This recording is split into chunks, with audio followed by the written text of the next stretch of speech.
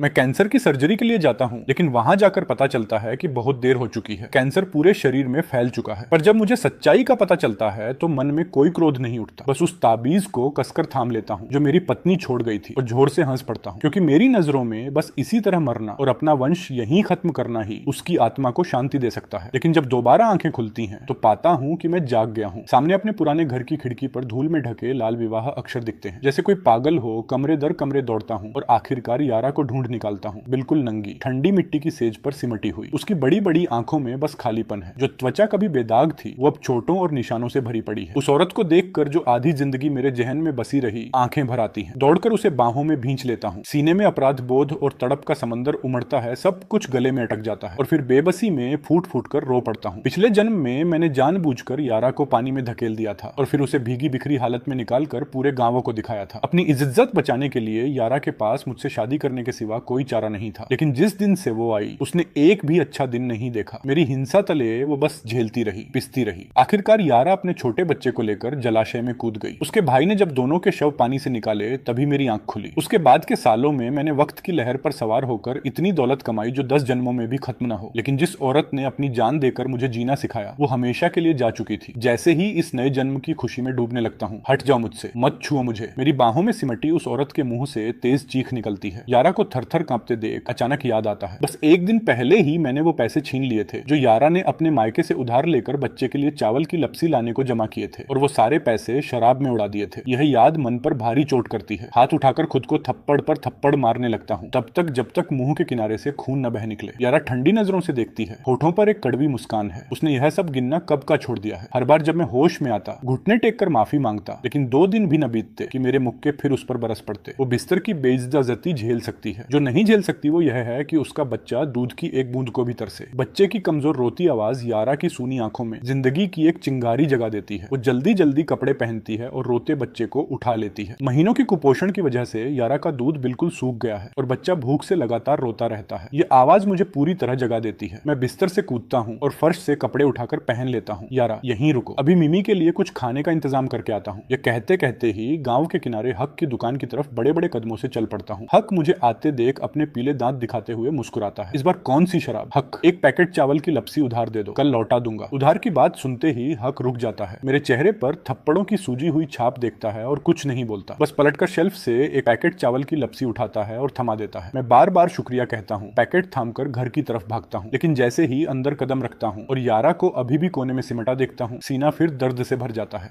यारा, चावल की लपसी ले आया। मैं तुम्हें चेतावनी देता हूँ, मेरी बेटी को बेचा तो तुम्हारे पूरे खानदान को श्राप दूंगी कि वंश खत्म हो जाए। यह शब्द सुनते ही पांव जम जाते हैं। वहीं खड़ा रह जाता हूँ। तब याद आता है मैंने सच में यही सोचा था कि अपनी बेटी को शहर के किसी घर में बेचकर शराब के पैसे जुटाऊंगा। मन ही मन खुद को कोसता हूँ कि मैं कितना नीच और क्रूर था। कोई हैरानी नहीं कि मेरा अंत वैसा ही हुआ। मैं उसी के लायक था। चावल की लपसी का पैकेट सावधानी से उस घिसे पिटे छोटे से बिस्तर पर रख देता हूँ। मैं कसम खाता हूँ कि मिमी को कभी नहीं बेचूंगा। कल शहर जाऊंगा और कोई काम ढूंढूंगा। फिर पलटकर कमरे से बाहर निकलता हूँ और आंगन में खुद को कई और जोरदार थप्पड़ मारता हूँ। मुझे साफ याद है इसी महीने यारा ने मिमी को लेकर जलाशय में छलांग लगाई थी। जब भी यह ख्याल मन में आता है पूरा बदन कांप उठता है। आसमान में अंधेरा घिर रहा है और घर में कई दिनों से अनाज का एक दाना नहीं है। 20 मिनट बाद मैं गांव के पीछे की पहाड़ी की तलहटी में खड़ा हूँ। कमर के नाड़े से रबर खींचकर एक कच्ची गुलेल बना लेता हूँ। पत्थर छूटता है और एक फाख्ता फड़फड़ाते हुए आसमान में उड़ जाती है। पिछले जन्म में जब मैंने तरक्की की थी, निशानेबाजी का खेल मेरा जुनून बन गया था। गुलेल चलाने में काफी माहिर हो गया था। झाड़ियों में देर तक दुबक कर बैठता हूँ। जाल से एक मोटा तीतर फंसाता हूँ और गुलेल से 4 फाख्ताएं गिराता हूँ। चारों फाख्ताएं मिलाकर मुश्किल से 1-2 पाव निकलेंगी, लेकिन तीतर अकेला 5 पाव का ठोस है।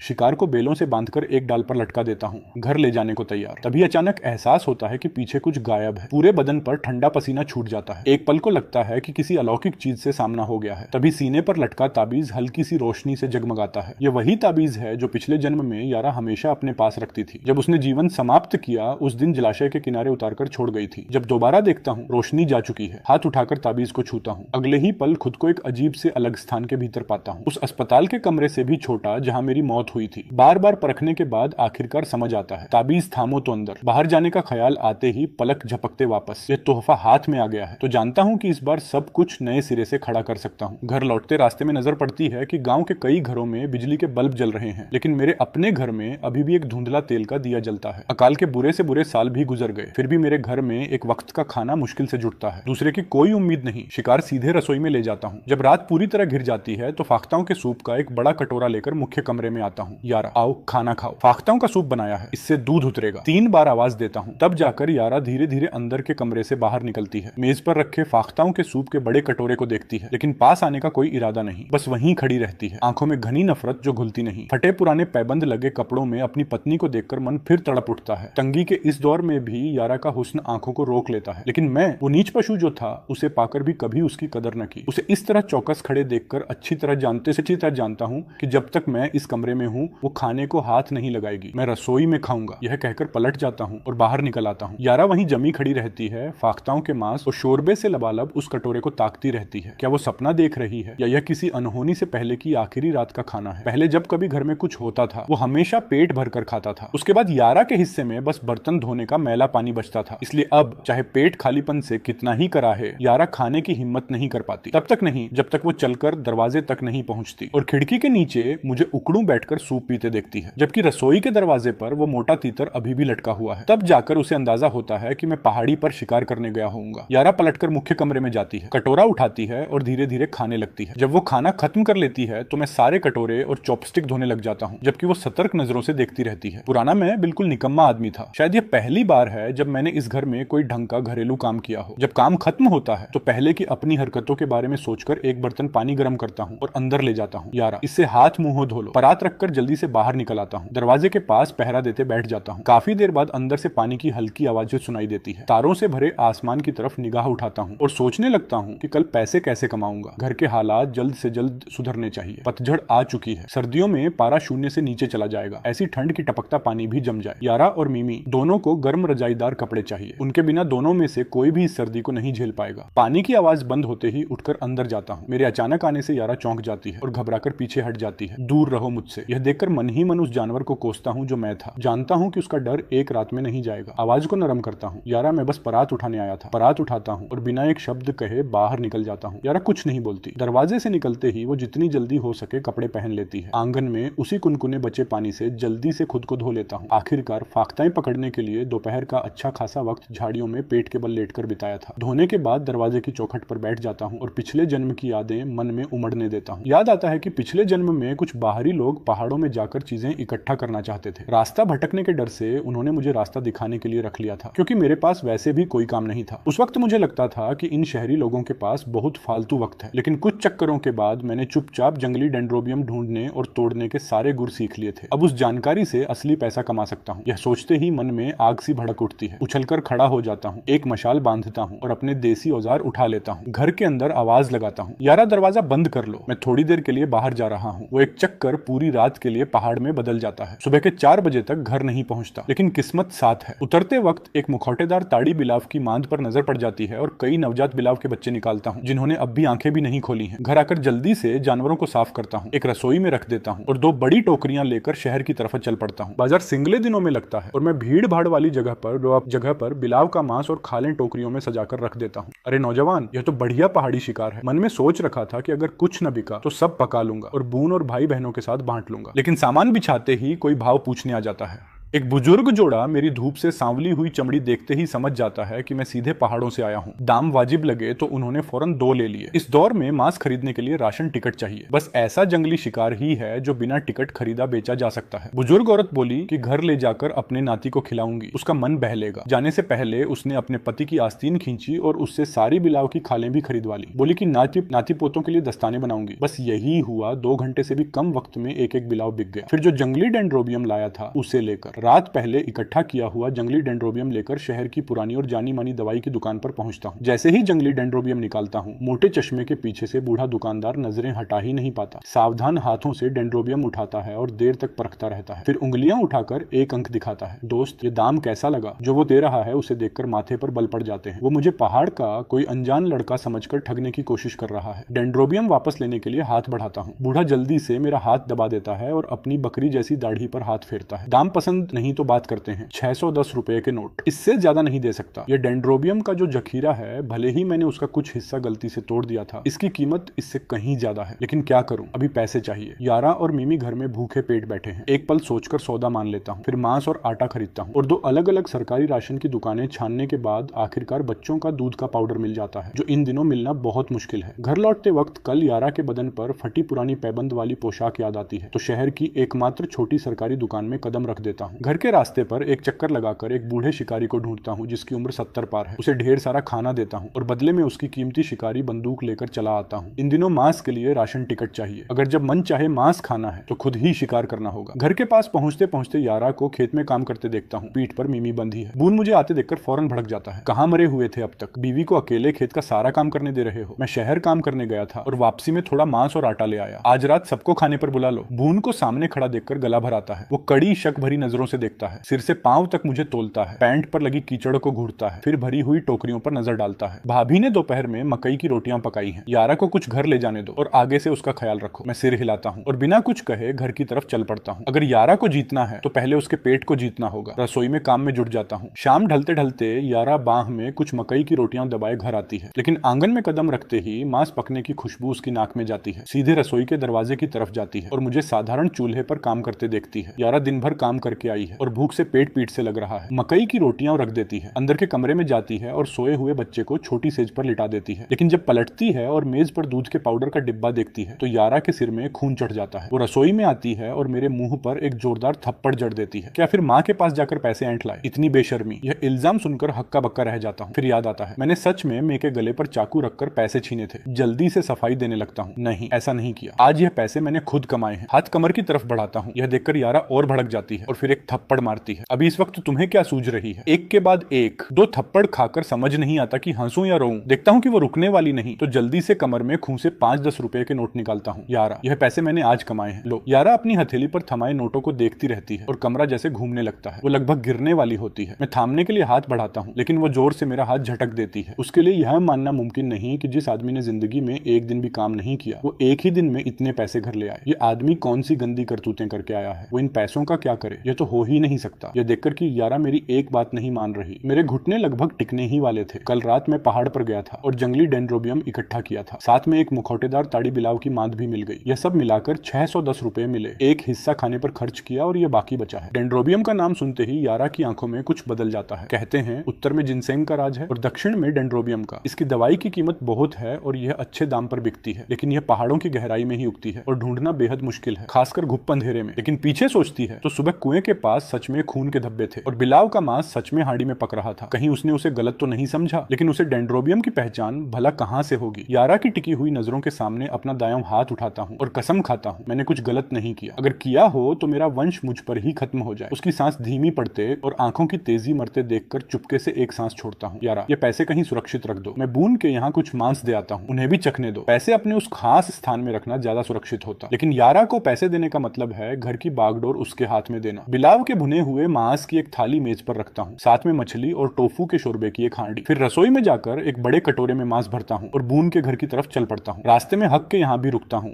और चावल की लपसी का और पहले की शराब के सारे उधार चुकता कर देता हूँ। इधर यारा हाथ में थामे पैसों को देखती है और जल्दी से अंदर जाती है। 2 साल से भी ज्यादा की शादी में हमेशा वो ही उससे पैसे छीनता रहा। ये पहली बार है जब मैंने उसे पैसे दिए हैं। वो उन्हें 5 हिस्सों में बांटती है और एक एक को अलग अलग जगह छुपा देती है। जब बाहर से पक्के कदमों की आहट सुनती है तो कमरे से निकलकर मेज पर सजे भाप उड़ाते खाने को देखती है और लगता है जैसे सपना देख रही हो। रसोई में जाती है तो देखती है कि आटे की बाल्टी आधे से ज्यादा भरी है, तेल की शीशी लबालब है और छत की कड़ी से 10 पाव से ज्यादा का पोर्क बेली का मोटा टुकड़ा लटक रहा है। क्या वो सच में बदल गया है? यारा को यकीन नहीं आता। तेंदुआ अपने धब्बे नहीं बदलता। जब वो आखिरकार बैठती है तो मैं तीतर की एक टांग उसके कटोरे में डाल देता हूँ। कल सुबह सबसे पहले पहाड़ पर जाऊंगा। सर्दी बंद होने से पहले डेंड्रोबियम उगने वाली हर जगह को खंगाल लेना है। अभी यही सबसे जल्दी पैसे लाने का रास्ता है। एक बार जब देश भर में हालात सुधरे तो इन पैसों से कुछ बड़ा लगाऊंगा। यारा रुकती है, फिर धीरे से सिर हिलाती है, कुछ नहीं बोलती। भले ही कल रात उसे किस्मत से डेंड्रोबियम मिल गई, ऐसी किस्मत हर बार नहीं आती। यारा लगभग कुछ कहने ही वाली थी कि अगर सच में पैसा कमाना है तो कोई पक्का काम ढूंढो, 2-4 पैसे रोज मिले तो भी कुछ न कुछ तो है। लेकिन उसकी फितरत जानती है, जब तक जुए और शराब से दूर है जाने देती है। वो चॉपस्टिक बढ़ाकर तीतर की टांग वापस कटोरे से निकालने लगती है। मैं देख लेता हूँ और रोक देता हूँ, मिमी का बहाना बनाते हुए। यारा,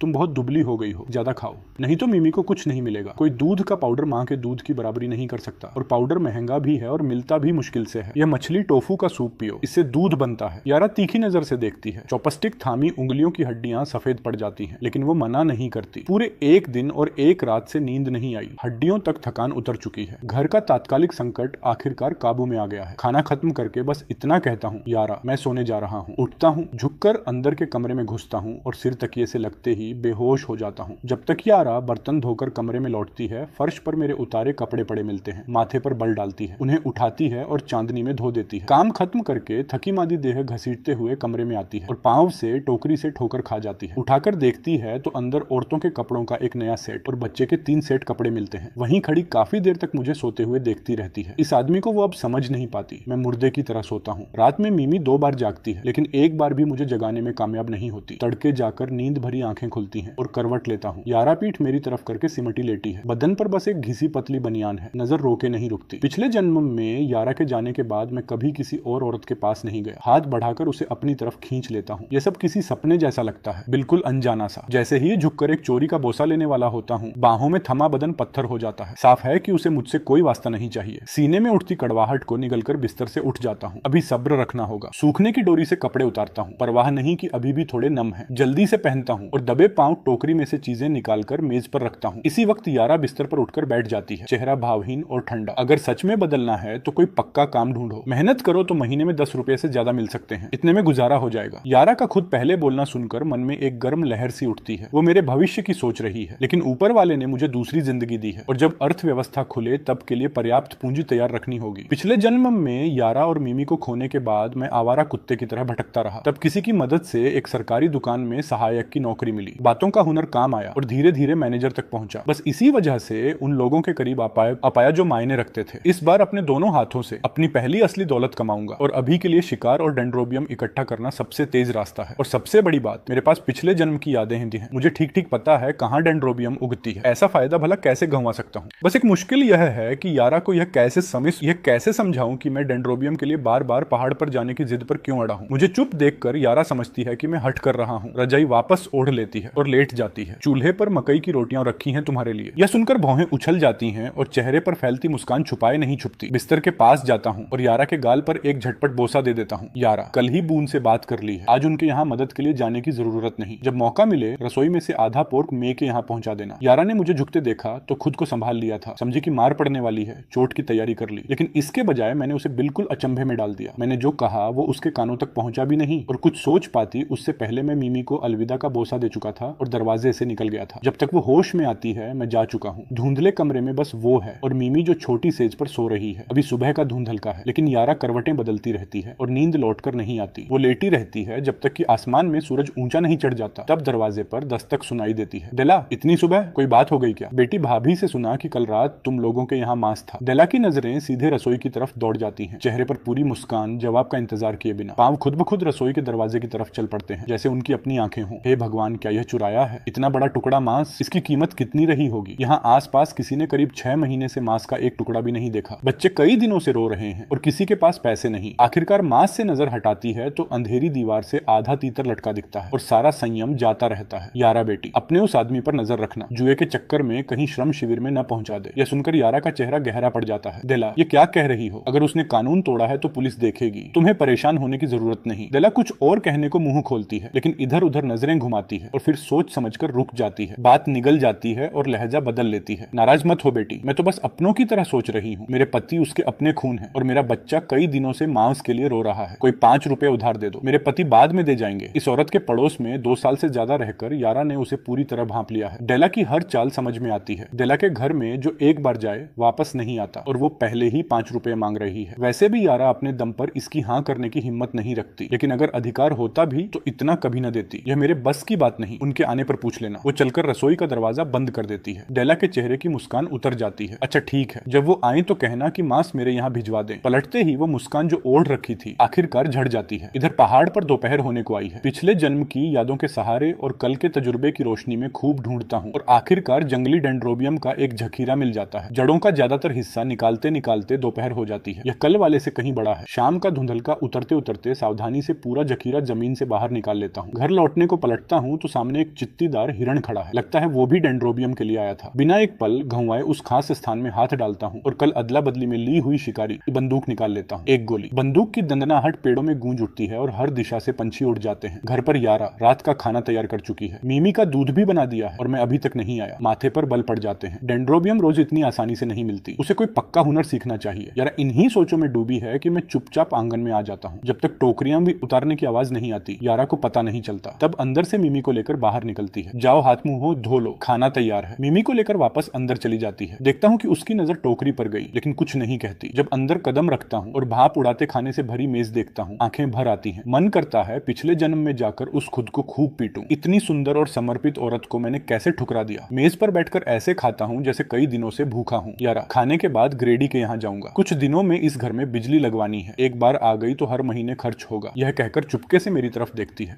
डरती है कि कहीं मैं मेज न पलट दूं। उसके चेहरे का बदलाव फौरन पकड़ में आ जाता है। चौपस्टिक रखता हूँ। दरवाजे से टोकरी उठाकर अंदर लाता हूँ और सामने रख देता हूँ। यारा ये आज मैंने खोदा है। शहर की दवाई की दुकान पर ले जाऊंगा तो अच्छे दाम मिलेंगे। यारा जंगली डेंड्रोबियम को देखती है, फिर ऊपर मेरी तरफ देखती है और आवाज में अविश्वास लिए पूछती है, यह सच में तुमने खुद खोदा? कसम से चुराया नहीं है। पहाड़ पर पूरे दिन की मेहनत है यह। यारा मेरे शांत चेहरे को ध्यान से देखती है और धीरे धीरे आधे मन से सिर हिला देती है। डेला आई थी आज। 5 पाव पोर्क उधार मांग रही थी। यारा का चेहरा कस जाता है। साफ है कि वो नाखुश है। जरूर डेला ने मेरे जाने के बाद उसे परेशान किया होगा। सीधे उसकी आंखों में देखता हूँ। इस घर की मालकिन तुम हो। पैसे हो या खाना सब तुम्हारे हाथ में है। अगर नहीं देना तो नहीं देंगे। यह बात यारा के मन पर गहरी उतरती है। सोच विचार कर धीरे से कहती है, नहीं देना मुझे। डेला उधार कहती है लेकिन कभी वापस नहीं करती। यह पहली बार भी नहीं है। यह सुनकर मुस्कान होठों पर आ जाती है जिसे रोक नहीं पाता और हाथ बढ़ाकर हल्के से उसकी नाक पर थपकी देता हूँ। यह मुस्कान यारा को जैसे जमा देती है। एक पल ताकती रहती है, फिर मिमी को उठाती है और अंदर के कमरे में चली जाती है। खाना खत्म करता हूँ। सारे बर्तन धोता हूँ। कोई आधा पाव मांस काटता हूँ और अंधेरे में निकल पड़ता हूँ। ग्रेडी मुझे देखकर एक बार पलटकर दोबारा देखता है, फिर हाथ में मांस देखता है और उसके झुर्रियों भरे चेहरे की हर लकीर मुस्कान में खुल जाती है जब मांस थामता है। इतनी रात को क्या काम पड़ा बेटा? घर पर बिजली लगवानी है, मदद करोगे? हाँ, कल किसी को भेज देता हूँ। शुक्रिया ग्रेडी। यह कहकर बिना रुके वापस चल पड़ता हूँ। लेकिन रसोई के पास से गुजरता हूँ तो देखता हूँ कि यारा अंधेरी रसोई में उकड़ूं बैठी उन हड्डियों को चूस रही है जो मैं खाने के बाद छोड़ गया था। यह नजारा आंखों में मुक्के की तरह लगता है। पूरा बदन ठंडा पड़ जाता है। आवाज टूटी टूटी निकलती है, यह क्या कर रही हो? मेरी आवाज सुनकर यारा चौंक जाती है और हड्डी हाथ से छूट जाती है। चेहरे पर सिर्फ डर लेकर मेरी तरफ देखती है। मारो मत, ये तो बस तुम्हारी छोड़ी हुई थी। सोचा फेंकना ठीक नहीं। उस पल बिजली सी गिरती है। जिंदगी में इतना नीचा कभी नहीं महसूस किया। जमीन पर गिरकर उसके सामने घुटने टेक देता हूँ। यारा चीख पड़ती है, ये क्या कर रहे हो? सामने घुटनों पर झुके इस आदमी को देखती रहती है तब तक जब तक सीने पर कुछ गर्म और भीगा सा नहीं फैलता। वो रो रहा है। उसके भीतर कहीं गहरे जो बंद पड़ा था वो चुपचाप टूट जाता है। जिस औरत को वो अपनी पत्नी कहता है उसका यह हाल देखना कि उसकी झूठी हड्डियां खाने में भी डर लगे, यह सीधे सीने में उतरे खंजर की तरह है। जमीन से उठता हूँ, दोनों हाथों से यारा का चेहरा थामता हूँ और उसकी आंख के कोने पर टपके आंसू पर होंठ रख देता हूँ। यारा मुख्य कमरे में जाकर बैठो। खाना तैयार होते ही लेकर आता हूँ। तुम मेरी जिंदगी की सबसे बड़ी नेमत हो। यारा को समझ नहीं आता वो क्या कह रहा है। किसी भूत को देखे जैसी रसोई से निकल जाती है। रसोई में जुट जाता हूँ और जल्द ही कड़कड़ाते तले हुए पोर्क की एक थाली चूल्हे से उतरती है। मोटा अनाज जो गले में चुभे वही मुझे खाने को मिलता है। फिर भी यारा उसे भी किसी कीमती चीज की तरह संभालती है और खुद एक निवाला नहीं छूती। अंदर के कमरे में कदम रखता हूँ तो यारा की पतली सी परछाई दिखती है पीठ मेरी तरफ। सीने में कुछ उमड़ता है। कुछ ही कदमों में कमरा पार करता हूँ और पीछे से बाहों में भींच लेता हूँ। उस आगोश में यारा को पहली बार एहसास होता है कि किसी की बाहों में सच में महफूज होना कैसा लगता है। शादी की पहली रात के बाद यह पहली बार है कि दोनों इस तरह लिपटे हैं और रात भर चैन की नींद सोए हैं। कल रात की उस करीबी के बारे में सोचकर यारा के गालों पर लाली दौड़ जाती है, सिर घुमाती है और जैसे ही नजर छोटी सेज पर पड़ती है चेहरे का रंग उड़ जाता है। उसे एहसास होता है कि पूरी रात मिमी के एक बार भी रोने की आवाज नहीं आई। यारा को अकड़ते और छोटी सेज पर आंखें गड़ाते देखकर मैं बिस्तर से कूदता हूँ और पलक झपकते मिमी के पास पहुंच जाता हूँ। मिमी जाग चुकी है, चौड़ी चौड़ी आंखें खोले लेटी है और हल्की सी मुस्कान होठों पर है। अपनी बेटी को देखकर मेरा सारा कठोरपन पिघल जाता है। उसे सावधानी से उठाता हूँ और बिस्तर पर ले आता हूँ। मिमी को बिल्कुल ठीक देखकर अभी भी मुस्कुराते हुए यारा के सीने का बोझ आखिरकार हल्का होता है। बदन से तनाव निकल जाता है और आंखें लाल हो जाती हैं। वो लगभग टूट ही पड़ती है। रोते रोते खुद पर गुस्सा आता है कि कल रात इतनी गहरी नींद कैसे सो गई, इतनी गहरी नींद कैसे आ गई उसे, इतना छोटा बच्चा। अगर कुछ हो जाता तो वो खुद को कभी माफ न कर पाती। यारा, मिमी के साथ थोड़ी देर यहीं रहो, मैं नाश्ता बनाने जाता हूँ। यारा मिमी के नीचे लंगोट की जांच करती है। एकदम सही नहीं बंधा, लेकिन ताजा और साफ है। कोई हैरानी नहीं कि मिमी रात को नहीं रोई। इस आदमी ने रात को उठकर उसकी बेटी का ख्याल रखा। मिमी के पैदा होने के बाद यह पहली बार है जब उसने बच्चे की देखभाल के लिए कदम बढ़ाया है। तो क्या वो सच में बदल गया है? क्या एक बार और उस पर भरोसा किया जा सकता है? दीवार के उस पार मैं रसोई में आसानी से काम करता हूँ। जब तक यारा मिमी को लेकर बाहर आती है सब कुछ तैयार है। टोफू, ताजी हरी सब्जियां, मकई का दलिया और मोटे आटे की रोटियां। यारा की बाहों से मिमी को लेता हूँ। कमीज अभी भी नहीं पहनी। यारा, जाओ तैयार हो लो, मैं हूँ इसके साथ। यारा को इतने छोटे बच्चे को मेरे हाथों में देने में पूरा भरोसा नहीं, लेकिन मुझे उसके साथ अनाड़ीपन से जूझते देखकर हंसी फूट पड़ती है। अपनी बेटी है, कोई बाघ नहीं, काटेगी नहीं तुम्हें। नाश्ते के दौरान ग्रेडी एक बिजली वाले को लेकर आ जाता है। दोनों फाटक से घुसते हैं और यारा को बाहर मेज पर बैठकर खाते देखते हैं। मैं मिमी को लेकर आंगन में घूम रहा हूँ। कमीज अभी भी नहीं पहनी। ग्रेडी मेरी बाह के अंदरूनी हिस्से पर काटने के निशानों की साफ लकीर देखता है और जानते बूझते मुस्कुराता है। बेटा, नाश्ता अभी तक खत्म नहीं हुआ। इतनी सुबह ग्रेडी के बिजली वाले के साथ आने की उम्मीद नहीं थी, तो दोनों को फाटक पर ले जाता हूँ और इधर उधर की बातें करता हूँ। जब यारा खाना खत्म करके अंदर चली जाती है तब मिमी को यारा को सौंपता हूँ और ढीली कमर की जेब से चेनमैन सिगरेट का एक पैकेट निकालता हूँ। ग्रेडी पैकेट देखता है, अपने पीले दांत दिखाते हुए चौड़ी मुस्कान के साथ कहता है, अरे वाह, अच्छे दिन आ गए तुम्हारे, ये तो 4 जाव का पैकेट है। पास खड़ा बिजली वाला और भी चौड़ी मुस्कान के साथ हंसता है, सिगरेट कान के पीछे खूंचता है, सीढ़ी कंधे पर उठाता है और घर के पीछे की तरफ चल पड़ता है। उसके लिए तो यह सौदा बहुत अच्छा रहा। सिगरेट के एक पैकेट के लिए 4 जाव, यह तो वो खुद पर कभी खर्च न करता। यह लोग दिल के बड़े हैं। बिजली जुड़ जाने के बाद अंदर आता हूँ। जैसे ही कदम रखता हूँ एक कमीज मुंह पर आकर लगती है। कुछ समझ पाता उससे पहले यारा की कड़क आवाज आती है, अब भी कमीज पहनो, ऐसे नंगे घूमते हो। इस वक्त मेरी पीठ पर कई खरोंचे हैं जो कल रात यारा ने छोड़ी थी। ग्रेडी और बिजली वाले दोनों ने देखी थी, लेकिन किसी ने एक शब्द नहीं कहा। मुझे तो पता ही नहीं था और सुबह से बेफिक्री से बिना कमीज के घूमता रहा। यारा को इतनी शर्म आती है कि जमीन में समा जाए। बाहरी लोगों के सामने मुंह से कुछ निकाल ना पाई जब तक मैं पहाड़ पर नहीं चला जाता। यारा अपने जलते गालों को हथेलियों से दबाती है और आखिरकार शांत होती है। फिर बिस्तर की चादरें खोलकर धोने के लिए निकालती है। मिमी की छोटी सेज उठाकर आंगन में ले जाती है। मिमी को उस पर बिठाती है, एक परात में गर्म पानी भरती है और चादरें धोने लग जाती है।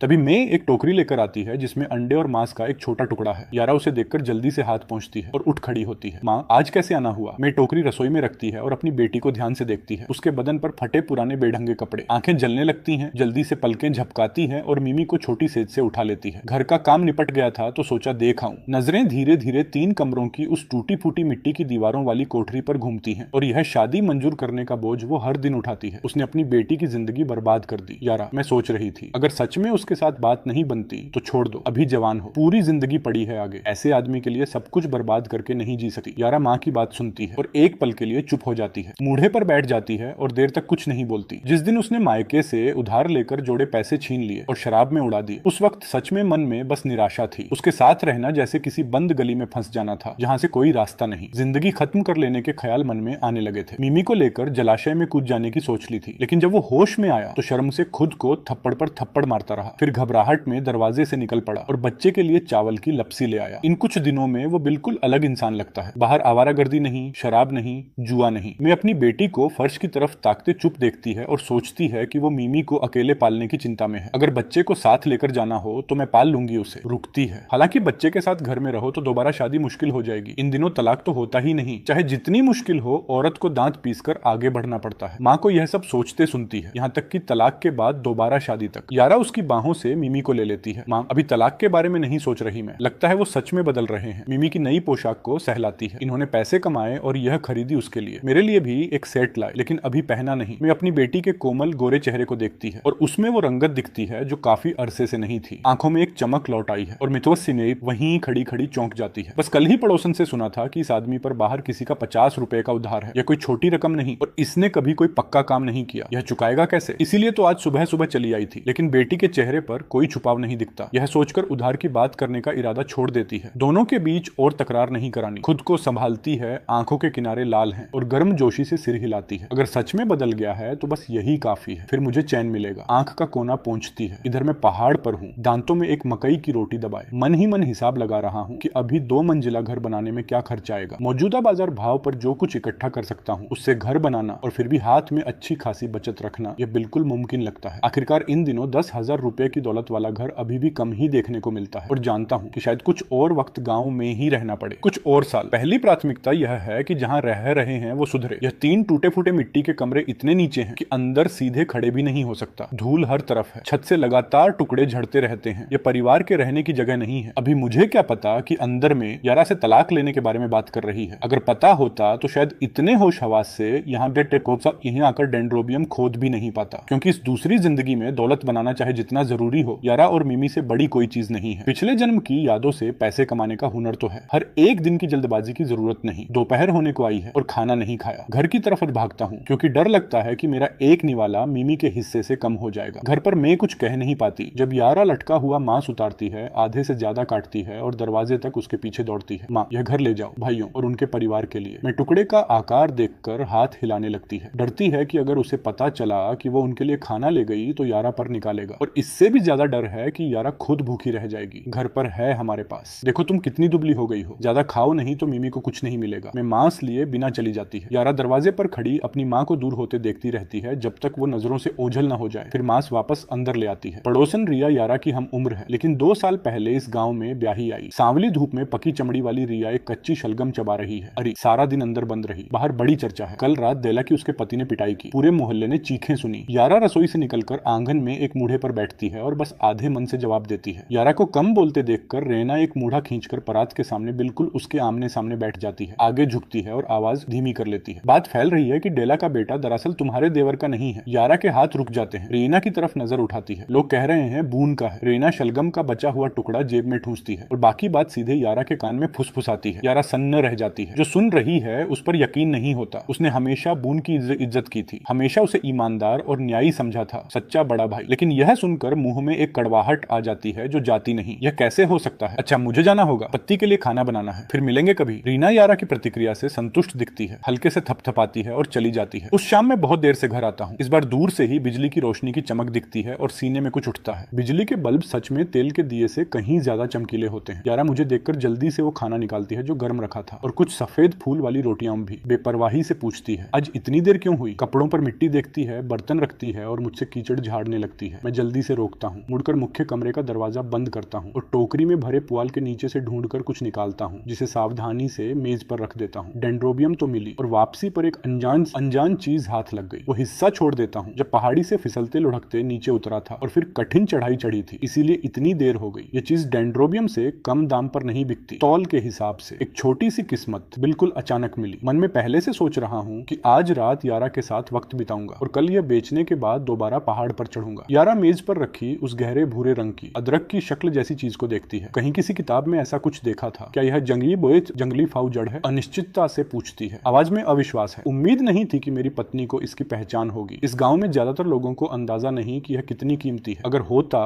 तो पहाड़ों में जो भी अच्छा है वो कब का साफ हो चुका होता। डेंड्रोबियम और जंगली फाऊ जड़ अगले 1 दशक या उससे भी ज्यादा वक्त तक कीमती रहेंगी। आखिरकार जब खेती की तकनीक आगे बढ़ेगी तो इन्हें उगाया जा सकेगा और बाजार में आम हो जाएंगी और कोई इन्हें पूछेगा भी नहीं। फिर भी सच्ची जंगली जड़ी बूटियां तब भी अचरज भरे दामों पर बिकेंगी, क्योंकि असली जंगली तो मिलेंगी ही नहीं। चौड़ी मुस्कान के साथ यारा को बाहों में खींचता हूँ, झुककर उसके नरम गाल पर होंठ रखता हूँ और उसकी चमकती आंखों में सीधे देखता हूँ। हाँ, यही है जंगली फाऊ जड़। कल तुम्हें और मिमी को शहर की सैर कराने ले चलूंगा। मिमी का नाम सुनते ही यारा का बदन अकड़ जाता है। उसे याद आता है जो उसने पहले कहा था कि मिमी को शहर के किसी बेऔलाद घर में बेच देगा। अभी तक वो उससे उबरी नहीं है। कौन जाने सच में बच्चा नहीं होता उनके, या बस एक नौकर लड़की चाहिए। वो खुद को उसकी बाहों से छुड़ा लेती है और साफ थकान के साथ कहती है, मिमी अभी बहुत छोटी है, हम दोनों घर पर रहेंगे, तुम जाकर हाथ मुंह धो और खाना खाओ। उसका बदलाव फौरन पकड़ में आ जाता है। उसे बाहर ले जाना चाहता था, शायद उसके लिए सर्दियों के कपड़े भी ले आता, लेकिन उसे दोबारा चौकस होते देखकर साफ है कि वो डरती है कि मैं मिमी के साथ फिर कुछ करने वाला हूँ। जो मैंने किया वो एक रात में माफ नहीं होता। मुझ पर उसका भरोसा जलकर राख हो चुका था। बस सब्र रखना होगा। कीचड़ से सनी कमीज उतारता हूँ, बाहर जाकर मुंह पर पानी के छींटे मारता हूँ और वापस अंदर आकर बैठ जाता हूँ। खाना मेज पर लग चुका है। सुनहरे रंग के भुने अंडों की एक थाली और सुबह के बचे हुए भुने मांस की एक छोटी कटोरी। क्या उसने दोपहर को ढंग से कुछ खाया ही नहीं? अगर ऐसे ही सबके लिए बचाती रही तो खुद कब भरेगी? ज्यादा कमाना होगा, इतना कि उसे दोबारा कभी फिक्र न करनी पड़े। यारा, ये अंडे कहाँ से आए? तुम्हारे जाने के थोड़ी देर बाद माँ सिंह आई थी, वो लाई थी। यारा बिना ऊपर देखे दलिये का एक कटोरा परोस देती है। माँ ने तंदाम बेतेल, माँ ने तलाक के बारे में जो कहा उसका एक शब्द नहीं। यह सुनकर कि मैं आई सी थी, शर्म की एक लहर उठती है। जब शराब के पैसों के लिए उसे डराया था वो याद आता है। उसका सामना करने की सोच भी नहीं सकता और यह भी नहीं पूछता कि क्यों आई थी। पहले से आगे की सोच रहा हूँ, कल जो है वो बेचूंगा, पहले मैं का उधार चुकाऊंगा। हाथ बढ़ाकर यारा को अपनी तरफ खींचता हूँ, कहता हूँ बैठो और खाओ। उसे एक मिला जुला आटे का बन थमाता हूँ। अभी तक खुद को सिर्फ सफेद मैदे के बन बनाने की हिम्मत नहीं होती तो आधे मैदे और आधे मोटे आटे को मिलाकर पकाए हैं। मैं एक मकई का बन उठाता हूँ और झटपट खा जाता हूँ। यारा अपने बन का एक छोटा सा टुकड़ा लेती है और मेज के पार चुपके से मेरी तरफ देखती है। काश यह ऐसे ही रहे, मन में सोचती है, लेकिन यह कब तक रहेगा? दोनों चुपचाप खाना खा रहे हैं, तभी बाहर से आवाज आती है, अरे डेक्स निकलो बाहर, एक कम पड़ रहा है। सब इंतजार कर रहे हैं, शराब और ताश। यारा ये आवाज सुनकर चेहरे का रंग उड़ जाता है, आंखें मेरे चेहरे पर जम जाती हैं। डरती है कि मैं वही करने वाला हूँ जो हमेशा करता था, उस दरवाजे से निकल जाना और भोर तक वापस ना आना। एक पल के लिए रुकता हूँ, फिर दिमाग में क्लिक होता है, ठीक ठीक जानता हूँ ये कौन है। चौपस्टिक रख देता हूँ। यारा का पीला पड़ा चेहरा देखकर उठ जाता हूँ और उसे बाहों में खींच लेता हूँ। वो थमी रहती है, उसकी पतली उंगलियां मेरी बनियान के कपड़े में कसकर मुट्ठी बांध लेती हैं। होंठ कांप रहे हैं। फिर से शराब और जुए पर जा रहे हो ना? यह सुनते ही सब समझ आ जाता है। वो डरती है कि मैं अपनी पुरानी राह पर लौट रहा हूँ। थोड़ी उसके सिर पर टिका देता हूँ और बाहें अनजाने में और कस जाती हैं और करीब खींच लेता हूँ। बाहों में थमा यह बदन इतना पतला है कि दिल टूटता है। जिस दिन से वो मेरे घर आई एक भी अच्छा दिन नसीब नहीं हुआ। पेट भर खाना भी एक सपना था। फिर भी इतने सब के बाद वो अभी भी मुझसे उम्मीद लगाए बैठी है। बस एक सीधी शांत जिंदगी चाहती है मेरे साथ। धीरे से सांस लेता हूँ और आंखों में उठती जलन को दबाता हूँ। आवाज धीमी और भारी निकलती है, फिक्र मत करो, नहीं जा रहा। अब भी भगाता हूँ उन्हें। इस टोली से हमेशा के लिए नाता तोड़ लिया। उसे करवट से बाहों में लेता हूँ। यारा यह सुनकर सिर पीछे झुकाती है और सीधे मेरी आंखों में देखती है, टटोलती है, सच में नहीं जाओगे? नजर झुकाकर उन बेचैन खोजती आंखों से मिलाता हूँ। काश सीना खोलकर दिखा सकता कि अंदर क्या है, या साबित कर सकता कि सच में बदल गया हूँ। इसके बजाय झुककर उसकी नन्ही नाक की नोक पर होंठ रख देता हूँ। गर्म सांस उसके चेहरे पर फैलती है। भरोसा करो, अभी उन्हें रवाना करता हूँ। धीरे से उसे वापस मूढ़े पर बिठा देता हूँ। बैठो, खाना खाओ, अभी आया। सीधा खड़ा होता हूँ और देखता हूँ कि उसकी उंगलियां अभी भी मेरी बनियान में कसी हुई हैं। अगर बाहर वो तीनों इतने खराब ना होते तो उसे साथ ले जाता और खुद उन्हें मना करते दिखाता, ताकि उसे आखिरकार यकीन हो जाता। इसके बजाय सिर झुकाकर उसके बालों पर एक और बोसा दे देता हूँ। बस यही दिलासा दे सकता हूँ। खुरदरा हाथ उसकी पतली पीठ पर थपथपाता है और धीरे धीरे आखिरकार उसकी पकड़ ढीली होती है। सीधा खड़ा होता हूँ, कमरे से होते हुए आंगन पार करता हूँ और लकड़ी का फाटक खोल देता हूँ। बाहर वाले मुझे देखते हैं और डेक्स, वो चिकनी चुपड़ी मुस्कान वाला, फौरन बोलने लगता है, आओ यार बिक्सी, ये ठीक नहीं है। पत्नी की तबीयत ठीक हुई नहीं कि तुम घर से निकल भी नहीं सकते। कई दिन हो गए यार, एक बार भी पीने नहीं आए। उसका घिनौना मुंह, माथे पर सख्त ठंडी लकीरें पड़ जाती हैं। जबान संभाल गुर्राता हूँ, उस मुंह से जो निकलता है उसे साफ करो, नहीं तो मैं बंद करा दूंगा। बाकी दोनों मुस्कुरा रहे थे, लेकिन मेरा चेहरा देखकर मुस्कुराहट गायब। मामला संभालने की कोशिश करते हैं। अरे बिग सी, डेक्स ऐसा ही है यार, बेलगाम जबान है इसकी, ध्यान मत दो। चलो एक पैग लगाते हैं। उनमें से एक मेरे कंधे की तरफ हाथ बढ़ाता है। हाथ झटक देता हूँ और बाकियों पर एक नजर डालता हूँ। शराब और ताश चाहिए तो मेरे पास मत आना, अब मैं बाहर हूँ। तीनों जैसे भूत देख लें ऐसे मुझे देखते हैं, एक दूसरे को देखते हैं, फिर मुझे पूरी तरह हक्के बक्के। और डेक्स अभी भी वही घिनौनी मुस्कान लिए और आगे बढ़ता है। बिग सी को पट्टा पड़ गया क्या? घर से निकल नहीं सकते? अच्छा, अब जब तबीयत ठीक हो गई है तो हमारे साथ क्यों नहीं आते? वो बात पूरी भी नहीं कर पाता। मेरा बूट सीधे उसकी छाती पर लगता है और वो कराहते हुए धूल में चित हो जाता है। 2 कदमों में पास पहुंचता हूँ और एक पांव सीधे उसकी टांगों के बीच रख देता हूँ। झुकता हूँ, आंखें ठंडी और अंधेरी, उसे नीचे घूरते हुए। अगली बार वो सीवर जो तेरा मुंह है खुला तो दोनों होंठ सिलवा दूंगा और तेरी वो तीसरी टांग बीच से तोड़ दूंगा। एडियोर दबाता हूँ बात घर करने के लिए। डेक्स जमीन पर पड़ा, सीना चीखता हुआ, दोनों हाथ मेरे बूट के खिलाफ उठाता है जो उस पर दबा है और चीख चीख कर बोलता है, बिग सी माफ करो, मैं गलत था, आगे से कभी मुंह नहीं चलाऊंगा। बाकी दोनों यह नजारा देखकर बिल्कुल सफेद पड़ जाते हैं। दोनों में से एक भी एक शब्द नहीं निकाल पाता। मुझसे कुछ अंधेरा और भारी निकल रहा है, वैसा जो रात को भर देता है और रीढ़ में ठंडक दौड़ा देता है। कोई दखल देने की हिम्मत नहीं करता। बचपन से मुझसे डरते आए हैं। मैं लड़ता हूँ जैसे खोने को कुछ नहीं, लेकिन आज रात बस मुझे इतना गुस्से में फिर भी काबू में और भूखे शेर जैसा देखकर उनकी रूह कांपती है जैसी कभी मुक्केबाजी में नहीं कांपी। मन में बस एक ही बात है कि डेक्स इतना जोर से न चिल्लाए कि यारा बाहर आ जाए।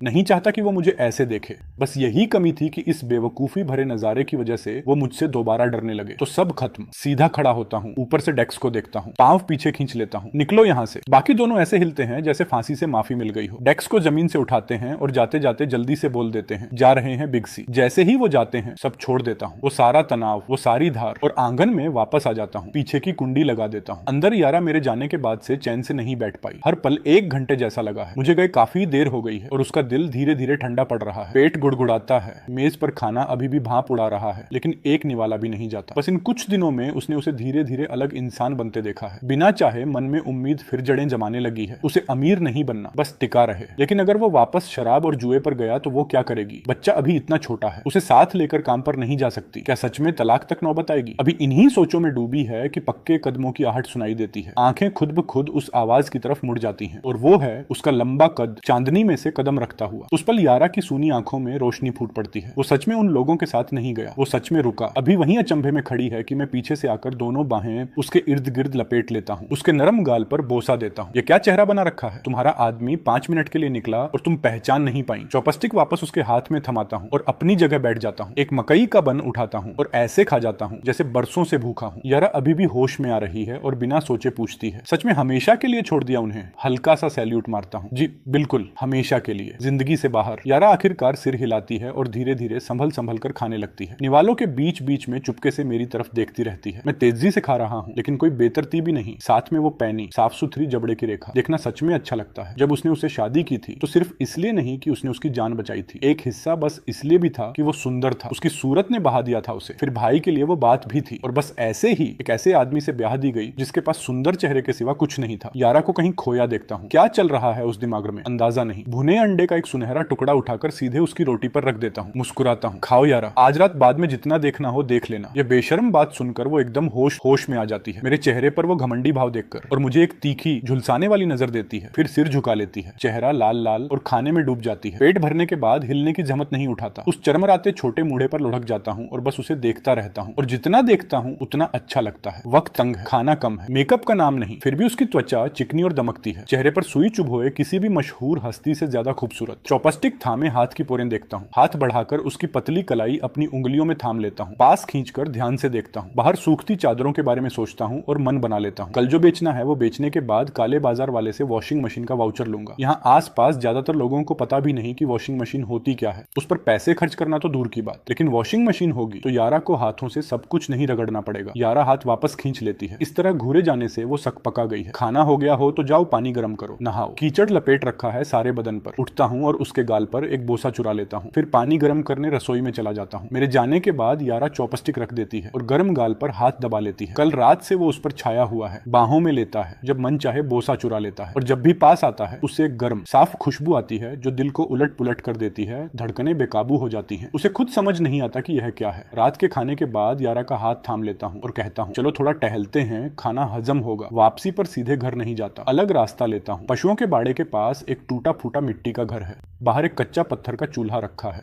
अंदर एक औरत हाथ सीने पर दबाए बिना रुके खांस रही है।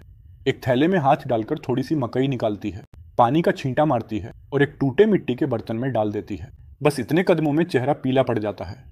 माथे से पसीने की बड़ी बड़ी बूंदें टपकती हैं। मैं अभी देख ही रहा हूँ कि आधे सफेद बालों वाला एक आदमी पास से बड़े कदमों से चला आता है। तनी हुई भौहों के साथ उसे करछुल ले लेता है, उसे अंदर जाकर आराम करने कहता है और खुद चूल्हे पर जुट जाता है। औरत उसकी तरफ देखती है। वो आधी रोटी आगे बढ़ाता है। आज अच्छा रहा, एक पूरी के बदले मिली, आधी खाई, आधी तुम्हारे लिए रखी, खाओ, खाओगी तभी ठीक होगी। खा लिए तुम? आदमी बिना रुके जवाब देता है। हांडी में एक मुट्ठी चावल डालता है, उकड़ू बैठकर आग सुलगाने लगता है। खा लिया। औरत अपने बदन के बारे में सोचती है और रोटी वापस धकेलती है। भूख नहीं है, तुम खाओ, मैं तो दिन भर लेटी रही, बस कुछ गर्म पीना है। वो आग में लकड़ी डालता है, ऊपर नहीं देखता, आंखें जलती हैं। दिन भर भूखा रहा यह लाने के लिए, और कल का जवाब अभी तक उसके पास नहीं। वो थोड़े से चावल भी पड़ोसियों से मांगकर जुटाए थे। उसके लिए तड़पता है, थकी हुई, बीमार, बिना खाए, और वो उसके लिए तरह तड़पती है, जड़ से उखड़ा हुआ, उसके साथ तकलीफ झेलता हुआ। वो उसका हाथ थाम लेता है। ज्यादा मत सोचो, बस आराम करो, कल दवाई लाऊंगा, तुम्हें ठीक कर दूंगा। यह सब देखता हूँ और सीने में कुछ कस जाता है। वापसी के रास्ते पर यारा उनके बारे में पूछती है। चुप हो जाता हूँ। क्या कहूँ? सच यह है कि उन्हें जानता नहीं, निजी तौर पर नहीं, लेकिन पिछले जन्म में टेलीविजन पर देखा था। उस बूढ़े आदमी ने दशकों में एक कारोबारी साम्राज्य खड़ा किया था। जब उसकी मौत हुई तो उसने एक एक पैसा दान कर दिया और अपनी पत्नी के नाम से एक चिकित्सा दान संस्था बनाई। जिंदगी भर का एक ही पछतावा था कि उसे बचा नहीं पाया। उसे बीमारी से तड़पते और आंखों के सामने मरते देखा। यादों को जोड़ता हूं तो लगता है जो बीमारी उसे ले गई वो शायद यही है जो अब भी है। लेकिन मेरी नजर में नोरा की बीमारी ज्यादातर कुपोषण की वजह से है। चारों तरफ से खुला पशुओं का बाड़ा, दिन भर बस पतला सा दलिया। ऐसे हालात में मामूली बीमारी भी जानलेवा बन जाती है। मेरी सोच है कि यारा जो हाई स्कूल पढ़ी है, दवाई, खाना और पैसा लेकर इस आदमी में लगाए जो एक दिन बहुत बड़ा बनेगा। कम से कम कॉलेज की प्रवेश परीक्षाएं वापस आने से पहले उसे पढ़ा तो सकती है। यह मन में तय करके अगली सुबह जब आसमान में पूरी तरह उजाला भी नहीं हुआ, आंखें खुल जाती हैं। बिना आवाज किए बिस्तर से निकलता हूँ, छोटे पालने के पास जाता हूँ और सावधानी से मिमी को उठाकर यारा के बगल में धीरे से लिटा देता हूँ और रजाई उसके इर्द गिर्द अच्छे से समेट देता हूँ। यारा के लिए नाश्ता बनाता हूँ, फिर दरवाजा खींचकर बंद करता हूँ और निकल पड़ता हूँ। आज बाजार का दिन है। इतनी सुबह भी सड़क पर लोग चलते दिखते हैं। इन दिनों गाँव में एक साधारण साइकिल भी बड़ी विलासिता मानी जाती है। जिस घर में हो वो खाता पीता घर है, इसलिए ज्यादातर लोग पैदल ही चलते हैं। पिछले जन्म की याद के सहारे बिना किसी मुश्किल के सबसे बड़ी पारंपरिक दवाई की दुकान ढूंढ लेता हूँ। चौड़े जबड़े वाला अधेड़ उम्र का आदमी काउंटर के पीछे से मुझे लाया हुआ सामान निकालते देखता है और धीरे धीरे मुझे ऊपर से नीचे परखता है। फिर जंगली डेंड्रोबियम उठाकर ध्यान से जांचता है, हाथों में पलटता है। पुरानी जंगली डेंड्रोबियम है, एक एक जड़ का बाल सलामत। हैरानी छुपाना मुश्किल हो जाता है। बड़ी सावधानी से काउंटर पर रखता है और पूछता है थाह लेते हुए, क्या मांग रहे हो इसका? यह सुनते ही एक पल नहीं घुमाता, दाम बता देता हूँ। जानता हूँ वो पलटवार करेगा और सच में जैसे ही बात मुंह से निकलती है वो मुझे अलग नजर से तोलता है। यह आसानी से ठगा नहीं जाएगा। मेरी टोकरी पर नजर डालता है और पिछले आंगन में बुलाता है। करीब 1 घंटे तक आगे पीछे होता है। आखिरकार दोनों जंगली डेंड्रोबियम के जखीरे, जंगली फाउ जड़ और हिरण की सींग की मुलायम परत बेच देता हूँ। संतुष्ट होकर निकलता हूँ। 500 रुपए जेब में, पैसों से भरा सरकारी दुकान की तरफ जाता हूँ। वॉशिंग मशीन चाहिए कहता हूँ और क्लर्क ऐसे देखता है जैसे मैंने कुछ पागलपन की बात कही हो। खुद माथे पर हाथ मारता हूँ। हाँ, वॉशिंग मशीनें हैं, लेकिन होटलों और सरकारी दफ्तरों के लिए, घर के लिए नहीं। चीन की पहली घरेलू वॉशिंग मशीन अभी बनी ही नहीं, वो तो 1978 तक नहीं आएगी। लेकिन इससे भी बेहतर कुछ मिल जाता है। 9 इंच के ब्लैक एंड व्हाइट टीवी का वाउचर। बिना एक पल सोचे थाम लेता हूँ। फिर तेल के राशन टिकट, मांस के राशन टिकट और आटे के राशन टिकट भी ले लेता हूँ। काले बाजार वाला एक बड़ा खरीदार देखकर चापलूसी पर उतर आता है। जब सुनता है कि टीवी आज ही घर पहुंचाना है तो ट्रैक्टर वाला ढूंढ निकालता है। सब कुछ गांव तक पहुंचाने के लिए 2 UN। वो बात पूरी भी नहीं करता और मैं हाँ कह देता हूँ। फिर वापस सरकारी दुकान में जाता हूँ और यारा के लिए चमकीला लाल ऊनी स्वेटर, एक पैंट और चमड़े के जूते लेता हूँ जो अभी सच में चलन में है। फिर मिमी के लिए कई सेट नए कपड़े, फिर कुछ नई रुई की रजाइयां। जो भी दिमाग में आता है खरीदता जाता हूँ। जब तक काम खत्म होता है ट्रैक्टर का पिछला हिस्सा आधा भर गया है। ड्राइवर मुंह खुला सारा सामान देखता रहता है। हैरान है कि घिसे पुराने कपड़ों में यह नौजवान इतने पैसे कहां से लाया। जब तक सब निपटता है दोपहर हो चुकी है। इधर घर पर यारा उस सुबह उठी थी तो मिमी बगल में लेटी थी और मैं जा चुका था। यारा बिस्तर से खुद को घसीट कर उठती है। बदन अभी भी भारी और दर्द से भरा है तो देखती है कि वो उससे पहले उठ चुका था। नाश्ता तैयार करके रख गया है। सुनहरे अंडे मेज पर इंतजार कर रहे हैं और साथ में अपने तेल में सिजलाते तले हुए पोर्क के टुकड़े। यह कहना झूठ होगा कि यारा का दिल नहीं हिला। दोपहर के आसपास ग्रेडी एक तरोताजा नौजवान लड़की को साथ लेकर आता है। अरे, चौथे बेटे की बहू। यह टिया है, शहर से भेजी गई युवा कार्यकर्ता। अब से तुम्हारे यहाँ रहेगी। अपने आदमी को बता देना और इसके लिए एक कमरा तैयार कर देना। यारा वहीं पलकें झपकाती खड़ी रह जाती है। अचानक कहीं से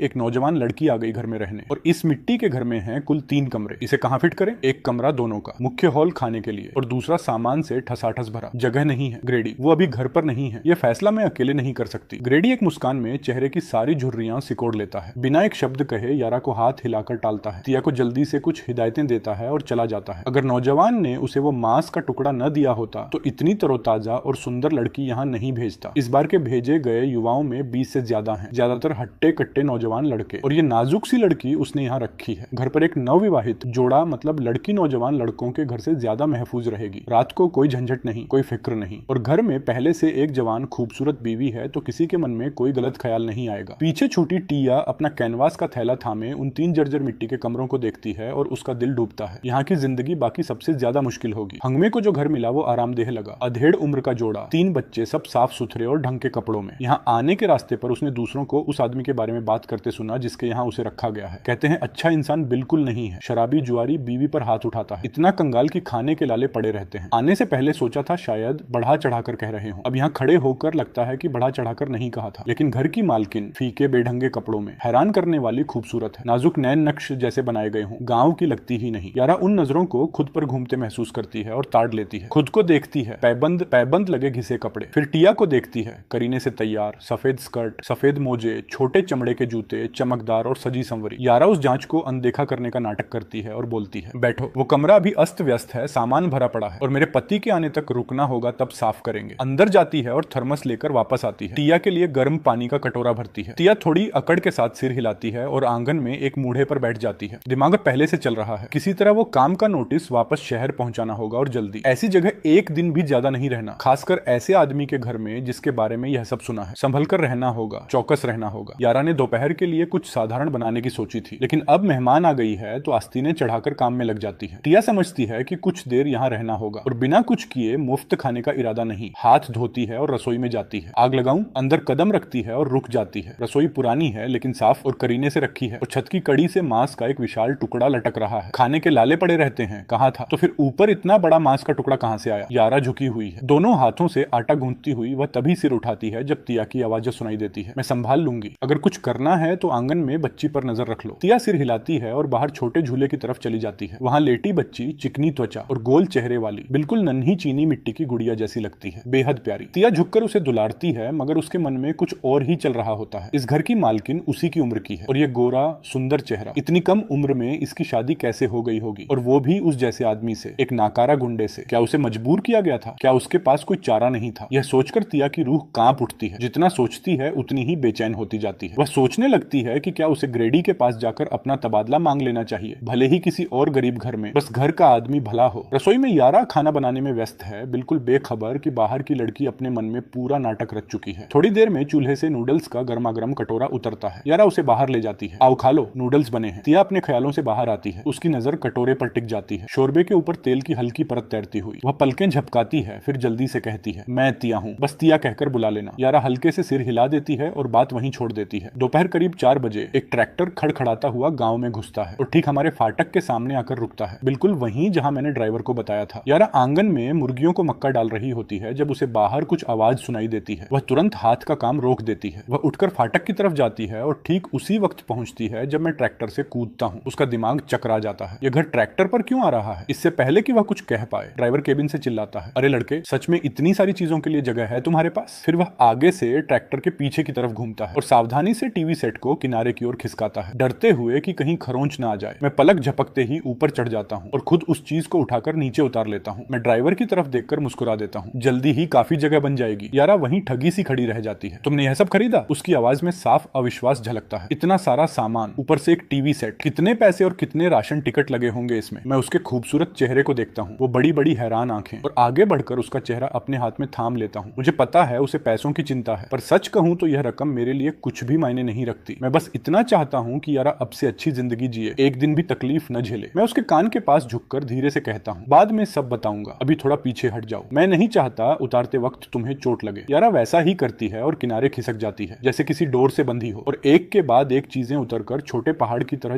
जमा होती देखती रहती है। उसके मन में पछतावा गहराने लगता है। अगर उसे पहले पता होता तो वह मिमी को गोद में लेकर साथ ही चली जाती। ये सब कितने का पड़ा होगा? क्या इसे पैसा संभालना भी आता है या नहीं? इधर तिया कोने में खड़ी, मिमी को गोद में थामे, उस लंबे चौड़े कंधों वाले, लंबे पैरों वाले जवान आदमी को टकटकी लगाए देख रही है। यही है गांव का वो गुंडा। उसने सोचा था कि वह बदसूरत, रूखा सूखा, देखने में ही भद्दा होगा। उसने कभी सोचा भी नहीं था कि इतने तीखे नैन नक्श, इतना आकर्षक चेहरा होगा। उसने अपनी पूरी जिंदगी में इतना सुंदर आदमी कभी नहीं देखा। उसका दिल धड़कना बंद ही नहीं कर पा रहा। और तभी तिया को आखिरकार समझ आता है कि यारा जैसी औरत की शादी इतनी कम उम्र में कैसे हो गई। यह आदमी पर्दे पर देखे किसी भी अभिनेता से कहीं ज्यादा सुंदर है। जैसे ही सारा सामान ट्रैक्टर से उतर जाता है, मैं जेब से 2 युआन निकालकर ड्राइवर को थमा देता हूँ। वह उसे लेकर हाथ हिलाता है और गुड़गुड़ाते हुए चला जाता है। मैं सामान उठाकर आंगन में ले जाने लगता हूँ। यारा भी हाथ बंटाने की कोशिश करती है, पर मैं उसे साफ मना कर देता हूँ। मैं उसे कहता हूँ बैठकर आराम करे, और मैं काम में इतना डूबा रहता हूँ कि मुझे यह तक खबर नहीं रहती कि आंगन में कोई अजनबी भी मौजूद है। बूना, जिसे शायद कहीं से खबर लग चुकी है, हड़बड़ाते हुए आता है और मेरे दरवाजे के बाहर ढेर सारे सामान को देखकर वहीं ठिठक जाता है। वह बस घूरता रह जाता है। आखिर इस आलसी भाई के पास इतना सारा सामान खरीदने के लिए पैसे आए कहाँ से? वह तो बिल्कुल कंगाल था, घर में बेचने लायक कुछ भी नहीं था। कहीं इसने बच्ची तो नहीं बेच दी? यह ख्याल आते ही बून बाकी रास्ता दौड़ते हुए तय करता है, जब तक कि उसे मिमी तिया की गोद में सुरक्षित नजर नहीं आ जाती और उसकी जान में जान आती है। बून कुछ नहीं कहता। वह बस सिर झुकाकर सामान आंगन में रखवाने में हाथ बंटाने लगता है। वह उस भारी धातु के डिब्बे को घूरता रह जाता है। प्लग लगाओ तो उसमें से तस्वीरें और आवाज निकलती हैं। स्क्रीन पर झिलमिलाते बिंदुओं का पूरा झुंड रेंगता रहता है। डिब्बे के अंदर एक पूरी शोरगुल भरी दुनिया, बिल्कुल किसी फिल्म जैसी। वह उसके चारों ओर 2-3 चक्कर लगाता है, छूने को बेताब पर खुद को रोके रखता है। कहते हैं सर, इस चीज की कीमत कई 100 युआन होती है। यही होगा वह चीज जिसे शहर वाले टेलीविजन सेट कहते हैं। उसने कभी सोचा नहीं था कि उसका अपना भाई सच में में यह चीज घर ले आएगा। पूरे गांव में बस यही एक। सारा सामान ठिकाने लगने के बाद बून मुझे फाटक के पास अलग खींच ले जाता है और सीधा पूछता है, इतने सारे पैसे कहां से आए? मैं उसे आराम से, चिंबाई आराम से, शांत भाव से बता देता हूँ कि मैं शिकार करके काले बाजार में बेच रहा था। जंगली डेंड्रोबियम की बात मैं पूरी तरह छिपा जाता हूँ। यह बून पर भरोसा न होने की वजह से नहीं, बल्कि जंगली डेंड्रोबियम सीधी खड़ी चट्टानों पर उगता है। उसे बताने से उसका कोई फायदा भी नहीं होगा, और अगर बात फैल गई तो मैं अपना स्रोत पूरी तरह गनवा बैठूंगा। बसंत आते ही मैं बून और अपने बड़े भाई को पहाड़ पर ले जाऊंगा, उन्हें अच्छी जगह दिखाऊंगा और सिखाऊंगा कि क्या देखना है। उसके बाद यह उन्हीं पर निर्भर करेगा। बून मुझसे कहने ही वाला होता है कि बस खेती बाड़ी पर ध्यान दूं, पर मेरे चेहरे की एक झलक देखते ही वह वहीं रुक जाता है। मेरी आंखों में एक तीखापन है, एक गहराई है जो उसने पहले कभी नहीं देखी। ऐसा लगता है जैसे वह किसी बिल्कुल अलग इंसान को देख रहा हो। बड़ा भाई होते हुए भी वह मुझे मुश्किल से ही पहचान पा रहा है। सोचता हूँ जब बून यही है तो उसे नया घर बनवाने की अपनी योजना भी बता दूं और मदद मांग लूं। मैं उसे कहता हूँ कि एक दिन का एक युआन दूंगा। बून अपनी सिगरेट का एक लंबा कश लेता है। पागलपन मत करो, मैं मुफ्त में कर दूंगा, मुझे कुछ देने की जरूरत नहीं, पर घर बनवाना कोई छोटी बात नहीं, इसमें असली पैसा लगता है। बून, पैसों की कोई कमी नहीं और मैं तुम्हें दूंगा। अपने भी हो तो हिसाब साफ रखना चाहिए। मेरे लिए एक अच्छा कारीगर ढूंढो, अच्छी सामग्री लगवाओ और सर्दी आने से पहले हम नए घर में रहने चले जाएं।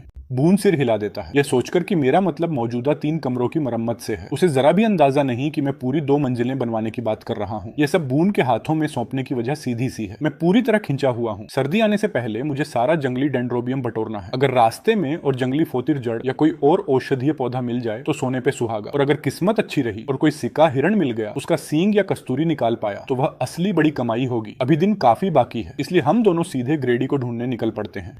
योजनाबद्ध अर्थव्यवस्था में घर बनाने के लिए ईंटें खरीदने तक के लिए सरकारी परमिट चाहिए होता है, और ग्रेडी गांव के मुखिया के तौर पर यहाँ किसी और से कहीं ज्यादा असली ताकत रखता है। मैं उसे चांद सिगरेट का एक पैकेट थमाता हूँ और साथ में चुपके से एक युआन भी पकड़ा देता हूँ। परमिट बिना किसी अड़चन के मिल जाता है। हम सीधे कम्यून की ईंट भट्टी पर जाकर ऑन ऑर्डर दे देते हैं। बून मन ही मन हिसाब लगाने लगता है। कितनी ईंटें चाहिए तुम्हें? दीवारें कितनी मोटी रखने का सोच रहे हो? इतनी ज्यादा क्यों? मैं कह देता हूँ 2 मंजिलें। बून देखता है मैं 10-10 युआन के 2 नोट निकालता हूँ और मैं उन्हें ईंट भट्टी के मालिक को थमा देता हूँ, तो उसकी पलकें तक नहीं झपकती। बून सिहर उठता है। फिर मैं उसे बताता हूँ कि बाकी बकाया ईंटें पहुंचने पर चुका दूंगा, तो उसकी आंखें फटी रह जाती हैं। ये सब अविश्वसनीय लगता है। ये 10-10 युआन के असली नोट है, रद्दी कागज नहीं, यूं ही जेब में पड़े हुए जैसे कुछ भी न हो। बून को एहसास होता है कि जिस कंगाल जुआ खेलने वाले छोटे भाई को वह जानता था, अब वह खुद को इस तरह संभाले हुए है कि खुद ईंट भट्टी के मालिक से भी ज्यादा रौबदार दिखता है। चुपचाप, स्थिर खड़ा। अगर उसे एक साफ सुथरी नीली जैकेट पहना दी जाए तो लोग बिना शक के मान लेंगे कि यह किसी अफसर का बेटा है। अगर उसकी गर्दन पर वो काला तिल और हाथ पर पुरानी लड़ाई का चाकू का निशान न होता, तो बून कसम खा लेता कि किसी ने उसके भाई की जगह बिल्कुल अलग इंसान बिठा दिया है। घर लौटते वक्त बून को सिर हल्का हल्का सा महसूस होता है, जैसे जमीन ठीक से ठोस ही न हो। ये अब भी उसका भाई है, बेशक है, फिर भी कुछ अजीब सा लग रहा है और वह इसे झटक नहीं पा रहा। घर के पास पहुंचकर मैं अपनी कमीज की जेब से 5-10-10 युआन के नोट निकालकर उसकी ओर बढ़ाता हूँ। बून, लकड़ी को छोड़कर बाकी सब कुछ तुम्ही पर भरोसा है कि तुम सब संभाल लोगे। बून पैसे लेने को हाथ बढ़ाता है, फिर रुक जाता है। उसके हाथ उसे गंदे से लगते हैं और लेने से पहले वह उन्हें अपनी जैकेट के किनारे से पोंछ लेता है। वह नोटों को बड़ी सावधानी से अपनी छाती के सबसे पास वाली जेब में रख लेता है, डरते हुए कि कहीं एक भी न गुम हो जाए। इतना सारा पैसा, मुझ पर भरोसा कर सकते हो, मैं सब कुछ ठीक से करवाऊंगा। मैं सिर हिला देता हूँ। बेशक, मुझे उस पर भरोसा है, आखिर वह बून है। और अगर पिछले जन्म में बून और डेला ने हमारा ख्याल न रखा होता, तो यारा ने जितना दुख झेला, उन सब में मिमी शायद इस दुनिया में आ ही न पाती। उस सब में घुलकर खत्म हो जाती जो मैंने उन्हें झेलने पर मजबूर किया था। घर की मुख्य कमरे में लौटकर यारा वह सारा सामान देख रही होती है जो मैं लाया हूँ। वह अलमारी से एक चौकोर कपड़ा निकालती है और टीवी सेट पर बड़ी सावधानी से डाल देती है। ठान लेती है कि उस पर धूल का एक कण भी नहीं पड़ने देगी। सच पूछो तो उसे लगता है इस चीज को खरीदने का फायदा ही क्या है। बिजली तो हमेशा गुल रहती है, ऊपर से एंटीना भी चाहिए, और आधा वक्त तो बस झिलमिलाहट ही दिखती है। पर मुझे इससे इतना खुश देखकर वह चुप रह जाती है। फिर उसे एहसास होता है कि मैं उसके और मिमी के लिए भी कुछ लाया हूँ। एक महिलाओं का ऊनी स्वेटर, पतलून, चमड़े के जूते, मिमी के लिए कई छोटे छोटे कपड़े। पिछली बार बाजार से लाई जैकेट अभी तक उसने पहनी भी नहीं है, इतनी कीमती कि पहनने का मन ही नहीं करता। और अब इतना और सामान आ गया है। पर यह जानकर कि मैं उसका और मिमी का इतना ख्याल रखता हूँ, यारा के मन में गर्मजोशी उमड़ आती है।